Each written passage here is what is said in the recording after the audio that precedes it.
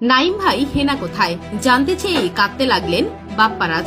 29 বছর পর হেনাকে এভাবে খুঁজে ফিরলেন নায়ক, আর তাকে সান্ত্বনা দিলেন হেনার স্বামী নাইম। সামাজিক যোগাযোগ মাধ্যমে ভাইরাল চাচা বাড়িঘর এত সাজানো কেন, হেনা কোথায় ডায়লগ। চিত্রনায়ক বাপ্পারাজের কণ্ঠে এই সংলাপ নিয়ে নেটিজেনরা বেশ মজা করছেন। এবার এ বিষয়ে এক ফানি ভিডিও বানিয়েছেন অভিনেত্রী শাবনাজ ওরফে হেনার স্বামী চিত্রনায়ক নাইম।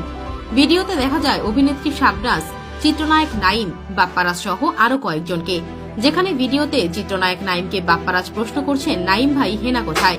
এরপর নাইম বলেন, বাপ্পা তুমি অনেক দেরি করে ফেলেছো, হেনার সঙ্গে আমার অনেক আগেই বিয়ে হয়ে গেছে। এই ভিডিও নিয়ে নেটিজেনরাও বেশ মজা করছেন। কমেন্ট বক্সে এক নেটিজেন লিখেছেন, অসাধারণ অভিনয় করলেন নায়ক বাপ্পারাজ ভাই ও নাইম ভাই, আপনাদেরকে অনেক অনেক শুভেচ্ছা ও অভিনন্দন। প্রসঙ্গত 1993 সালে মুক্তিপ্রাপ্ত প্রেমের সমাধি সিনেমায় অভিনয় করে ব্যাপক জনপ্রিয়তা অর্জন করেন বাপ্পারাজ ও শাবনাজ। সিনেমাটিতে হেনা চরিত্রে অভিনয় করেছেন শাবনাজ।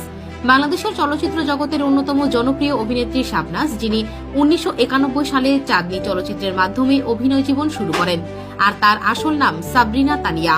অন্যদিকে বাপ্পারাজ ঢাকাই সিনেমার নায়ক রাজ রাজ্জাকের ছেলে। 80 ও 90 এর দশকে অসংখ্য হিট সিনেমা উপহার দিয়েছেন তিনি।